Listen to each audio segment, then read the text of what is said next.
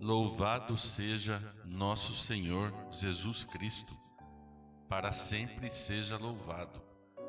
Que a paz do Senhor Jesus esteja com você e que este vídeo seja um instrumento de edificação espiritual na sua vida.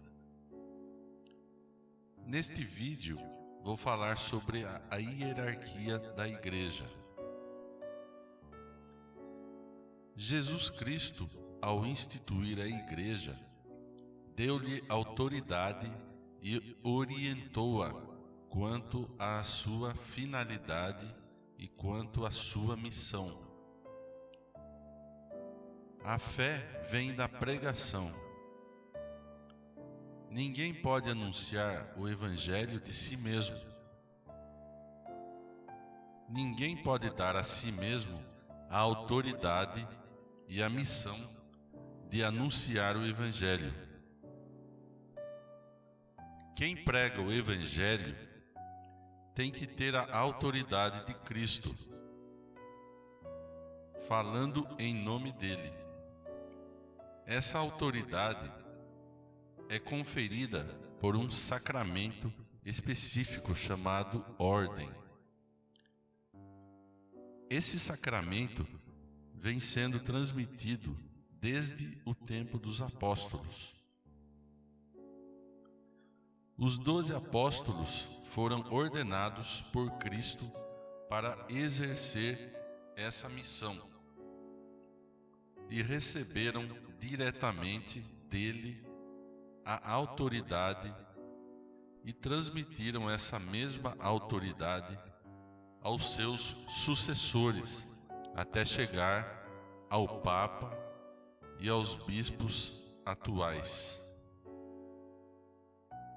Ao escolher os 12 apóstolos, Cristo instituiu um colegiado, um grupo de pessoas encarregadas de dirigir a igreja. E São Pedro ficou encarregado de ser o pastor de todo o rebanho. O poder de ligar e desligar que foi dado a São Pedro também foi dado aos 12, e esse poder foi transmitido a todos os bispos e ao Papa, que é o bispo de Roma. O Papa é o fundamento visível da unidade da igreja. Os demais bispos formam o colégio episcopal e não têm autoridade se nesse colégio não estiver incluído como chefe o Papa. Esse colégio episcopal exerce o poder total sobre a igreja, de forma oficial, quando se reúnem nos concílios ecumênicos. Os bispos exercem individualmente a autoridade pastoral como pastores nas suas comunidades, auxiliados pelos sacerdotes e diáconos, e exercem a autoridade de governantes da igreja como membros do colégio episcopal quando reunidos. Os bispos, auxiliados pelos sacerdotes e diáconos, têm o dever de anunciar o evangelho investidos da autoridade de Cristo como sucessores dos apóstolos, mantendo a igreja na mesma fé transmitida por eles. Essa missão é chamada de magistério da igreja e está ligada à aliança definitiva entre Deus e os homens. O magistério protege a igreja de desvios e ou afrouxamentos da fé autêntica.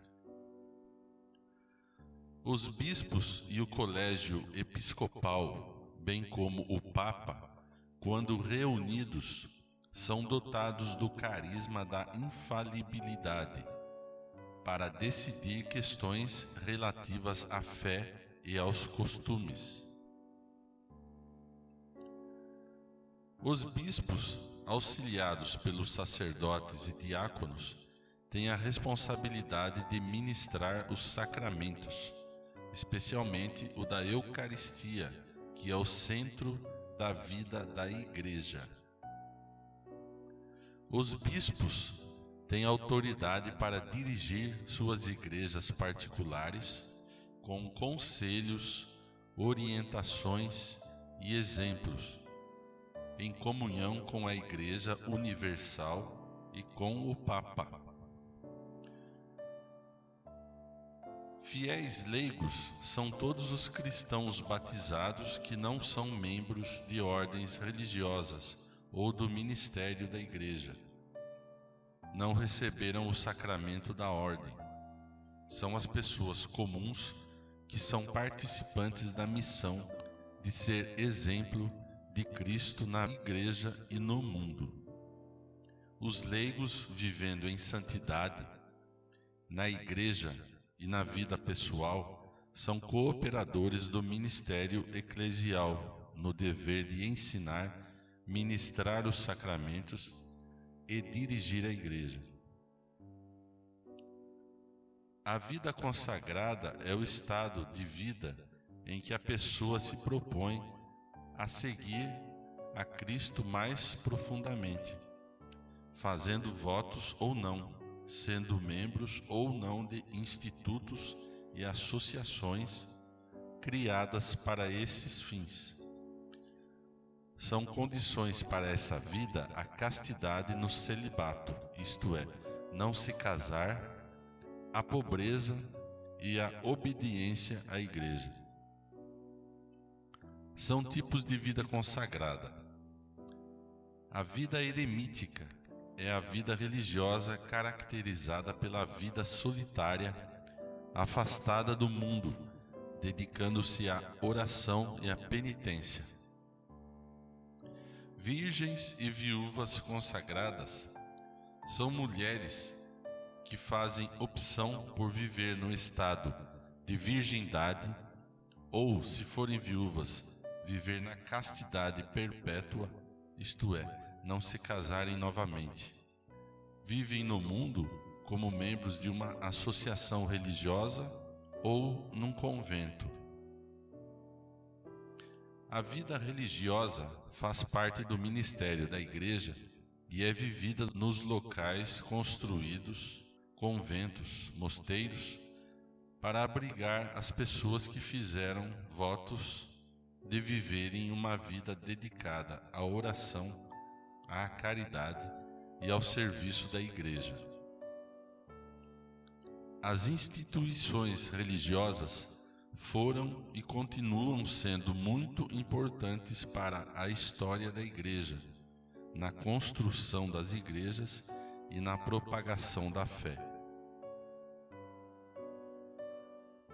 Existem ainda temas a se considerar sobre a Igreja, como rupturas da unidade da Igreja, que são os cismas e as heresias, as reformas na Igreja, o ecumenismo, a autoridade papal e os ataques à Igreja, a missão social da Igreja. São assuntos para os próximos vídeos. No próximo vídeo, vou falar sobre os sacramentos da Igreja. Curta, compartilhe, inscreva-se no meu canal. Vamos divulgar a doutrina da Igreja Católica Apostólica Romana a todas as pessoas. Louvado seja nosso Senhor Jesus Cristo, para sempre seja louvado.